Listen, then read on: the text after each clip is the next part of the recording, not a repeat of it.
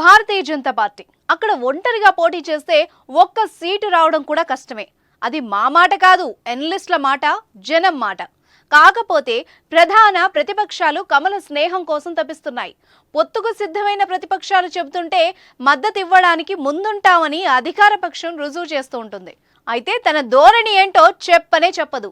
పొత్తుకు ముందుకు రాదు, కలిసి లేమని తెగేసి చెప్పదు. ఏపీలో కమలం మనసేంటో, తన వికాసం ఏంటో ఎవ్వరికీ అర్థం కావడం లేదు. గజం కేవలం 500 రూపాయలతో 1210 గజాల భూమి కేవలం 6 లక్షలు మాత్రమే. ఆంధ్రప్రదేశ్ రాజకీయాలు అంత తొందరగా ఎవ్వరికీ అర్థం కావు. టీడీపీతో జనసేన పొత్తులోనే ఉంది కనుక అక్కడ ప్రధానంగా పోటీ వైసీపీ వర్సెస్ టీడీపీ జనసేన కూటమి. పవన్ కళ్యాణ్తో తమకు మైత్రి ఉందని బీజేపీ పెద్దలు అంటున్నారు. కానీ వచ్చే ఎన్నికల్లో కలిసి పోటీ చేసే అంశమై కమలనాథులు ఇంకా క్లారిటీ ఇవ్వలేదు. కమలం కలిసి వస్తే కలిసి నడవడానికి పవన్ రెడీగా ఉన్నట్టు తెలుస్తోంది. కానీ కమలనాథులు నోరు మెదపడం లేదు. అయితే ఇక్కడ ఓ మెలికుంది. ఇప్పటికే టీడీపీతో జనసేన పొత్తు పెట్టుకుంది. జనసేన టీడీపీ కూటమితో బీజేపీ కలవాలి. అందుకు ఇష్టం లేకే కమలం తాత్సారం చేస్తున్నట్టు టాక్. అయితే గతంలో అంటే 2014లో ఉమ్మడి ఏపీ విభజన తర్వాత టీడీపీ, బీజేపీ, జనసేనలు కలిసి పోటీ చేసి విజయం సాధించాయి. ఈసారి కూడా కలిస్తే అదే సీన్ రిపీట్ అయ్యిద్దని పొలిటికల్ టాక్. కానీ ఇంతవరకు బీజేపీ పెద్దలు తమ అంగీకారాన్ని తేల్చడం లేదు. బీజేపీ, జనసేన పార్టీలు కలిసినట్టుగా ఆ పార్టీ నేతలు కలిసి రావడం లేదంటూ ఎనలిస్టులు అంటున్నారు. అత్యంత ప్రజాదరణ ఉన్న పవన్ కళ్యాణ్తో తమ వాణి వినిపించాలని బీజేపీ భావిస్తున్నట్లు తెలుస్తోంది.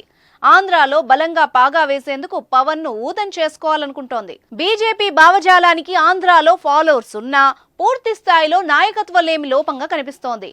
ఆ లోటును పవన్ తో భర్తీ చేయడమే ఆది నుంచి బీజేపీ యోచన. యూపీలో యోగి ఆదిత్యనాథ్ లాగా ఏపీలో పవన్ సారథ్యంలో రాజ్యమేలాలనేది కమలం ప్లాన్ గా తెలుస్తోంది. అయితే వచ్చే ఎన్నికల్లో వైసీపీని ఓడించడానికి బలమైన టీడీపీతో జతకట్టేందుకు పవన్ అడుగులు వేశారు. అయినప్పటికీ బీజేపీని కాదనడం లేదు. టీడీపీతో ఉన్న జనసేనతో పొత్తుకు వెళ్తే బీజేపీ తన విశిష్టతను చాటుకోలేదు. పవర్ అంతా చంద్రబాబు చేతిలోకి వెళ్లిపోతుంది కనుక పవన్తో మైత్రి ఉన్నప్పటికీ కూటమితో ముందుకు రాలేకపోతున్నారు కమలనాథులు.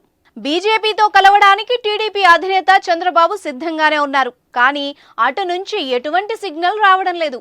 మరోపక్క అధికార వైసీపీ కూడా బీజేపీతో పొత్తు పెట్టుకోకపోయినా గెలిచాక సపోర్ట్ ఇవ్వడానికి వెనుకాడదు. అది జగమెరిగిన రాజకీయ సత్యం. దీంతో టీడీపీ, జనసేన పొత్తు విషయంలో బీజేపీ న్యూట్రల్ గా ఉంటున్నట్టు తెలుస్తోంది.